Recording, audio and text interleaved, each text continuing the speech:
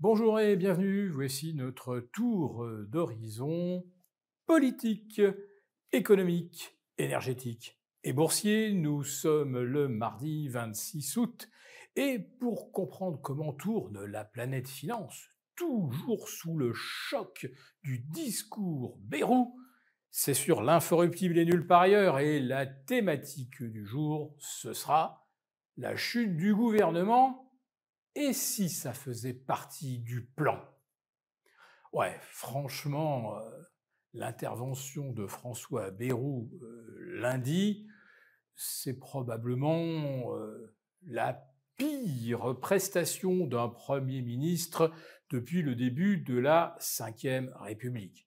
Mais comment a-t-il fait pour être aussi mauvais avec cette espèce de dramatisation surjouée, avec l'énergie d'une méduse échouée, des arguments qu'un élève de CM2 parviendrait à débunker en l'espace de quelques secondes, un Bayrou qui accuse à peu près toutes les circonstances auxquelles la France se trouve confrontée, mais jamais, bien sûr, la responsabilité du gouvernement ne saurait être invoquée. Alors oui, alors d'abord, allez, on remonte jusqu'en 2009 avec les subprimes. Ah là là, ils nous ont fait du mal, les Américains, avec leurs subprimes. Hein. Et puis après ça, c'est la Chine qui nous pique nos emplois. Parce que c'est évidemment pas nos multinationales qui délocalisent vers la Chine. Et puis ensuite, ça a été le Covid. Vous savez, le Covid, avec ses petits doigts, qui a tapé, allez, on passe en mode quoi qu'il en coûte. Et puis après ça, c'est la faute à Poutine, avec les prix de l'énergie qui se sont envolés. Bon, il a du mal lire son agenda, parce que les prix de l'énergie flambaient déjà 6 mois jour pour jour avant le début de la guerre en Ukraine, notamment le kilowatt en France. Et oui, c'était la conséquence de l'effet catch-up post-Covid. On a complètement oublié que l'inflation, en fait, elle s'est envolée en avril 2021 et non pas en mars 2022. Ah oui, mais c'est la faute à Poutine. Puis d'abord, Poutine, il est très très méchant et puis il nous menace. Oh là là là là, Français, vite, vite, vite, investissons dans l'armement. Oui, parce que on a oublié d'investir dans tout ce que l'on aurait dû depuis je ne sais combien de temps. La France a pourtant d'énormes capacités, nous rappelle Monsieur François Bayrou. On était au top dans tous les domaines et maintenant on est à la traîne. Bon, n'oublions pas que nulle part en Europe, depuis 25 ans, on a vu apparaître un Amazon, un Meta, un Apple et un Nvidia à plus forte raison. Non, l'Europe est complètement stérile, mais il faut plus d'Europe, naturellement.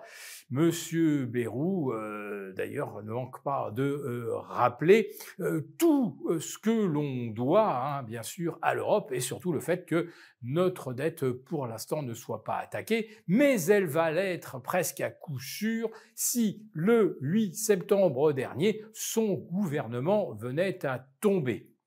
Alors quand vous entendez Monsieur Bayrou hein, enchaîner, c'est la faute à la Chine, c'est la faute à Poutine, c'est la faute au Covid, et après ça c'est la faute aux Français, mais jamais au gouvernement, si un tel personnage peut rester Premier ministre, alors effectivement il n'y a plus d'espoir. Et Monsieur Bayrou lâche comme argument final et d'abord, eh bien, on n'a pas les moyens de se payer un chaos financier. Autrement dit, si le gouvernement tombait, ça coûterait trop cher. C'est à peu près la même catégorie d'arguments que ah bah non, on va pas se faire interdire de casino, hein, même si on claque 100 milliards par an, si ça coûte 1 milliard de se faire interdire, on n'a pas les moyens naturellement. Bon, Monsieur Bayrou a été tellement mauvais, tant sur le fond que sur la forme, que c'est à se demander s'il ne cherchait pas à coup sûr à être mis en minorité le 8 septembre prochain. En tout cas, les marchés, eux, ont vite fait leur calcul. Dès qu'ils ont entendu M. Bayrou dire « on va faire une réunion extraordinaire le 8, on va placer chacun devant sa responsabilité », bon, bah vous avez de l'extrême de gauche à l'extrême droite, en passant même par le PS de M. Glucksmann, pour dire qu'on ne peut pas accorder la confiance à M.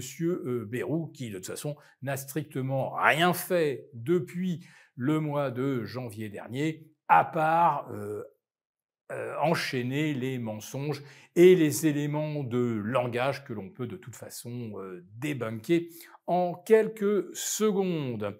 Donc que va-t-il se passer le 8 septembre? Eh ben, le gouvernement tombe. Le 9, je vous en fais le pari, la note de la France se trouve dégradée. Et le 10, M. Macron, qui a déjà prévu une sorte de conseil d'urgence, ça sera peut-être même un conseil de défense, afin que nous ne sachions pas de quoi il sera question, eh bien, le 10, M. Macron annonce que la patrie est en danger, que notre dette est attaquée, qu'on ne peut pas se permettre que les Français envoient de l'argent à l'étranger. Bref, on rétablit le contrôle d'échange et surtout, on dégaine l'article 16, pourquoi pas?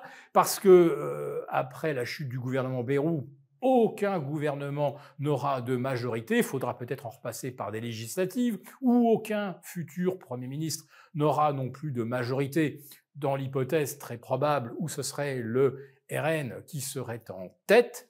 Et là, donc, M. Macron, pour sauver la patrie, donc dégaine l'article 16, se vote ainsi les pleins pouvoirs. Il ne fera d'ailleurs qu'officialiser sa pratique qui consiste à gouverner seul pratiquement depuis 2017. Voilà donc ce qui nous pend au nez. Il y a bien sûr le risque d'une correction boursière, mais celle-là, eh bien, il ne manquait qu'un prétexte, qu'une étincelle pour allumer la mèche. Et c'est la même chose d'ailleurs aux États-Unis où les valorisations avaient atteint la stratosphère. Alors aujourd'hui, ce qui déplaît, eh bien, c'est que M. Trump prend prétexte peut-être d'un arrangement avec les règles d'un membre, ou plutôt d'une membre de la Fed, pour la limoger, alors que théoriquement, il n'en a pas le droit légal. Bref, c'est mal digéré par Wall Street, qui trouve là un prétexte pour consolider.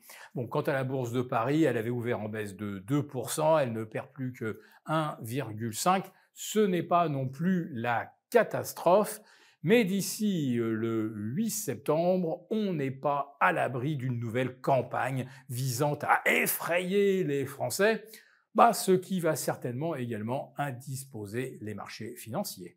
Pour vous remercier de votre fidélité, vous pouvez télécharger gratuitement notre rapport spécial qui contient nos solutions pour préserver votre épargne face à la faillite économique de la France, laquelle met en danger votre épargne. Il vous suffit de cliquer sur le lien en description pour l'obtenir gratuitement. Merci et à bientôt. Merci beaucoup d'avoir regardé cette vidéo. N'hésitez pas à réagir dans les commentaires ou à liker et partager cette vidéo si le contenu vous a plu. Et pour ne rater aucune de nos prochaines émissions, vous pouvez vous abonner à notre chaîne et activer les notifications. Et pour plus de contenu, n'oubliez pas que le dernier rapport rédigé par nos experts est accessible en cliquant sur le lien de description. On se retrouve tout de suite dans les commentaires et je vous dis à très bientôt pour une prochaine vidéo.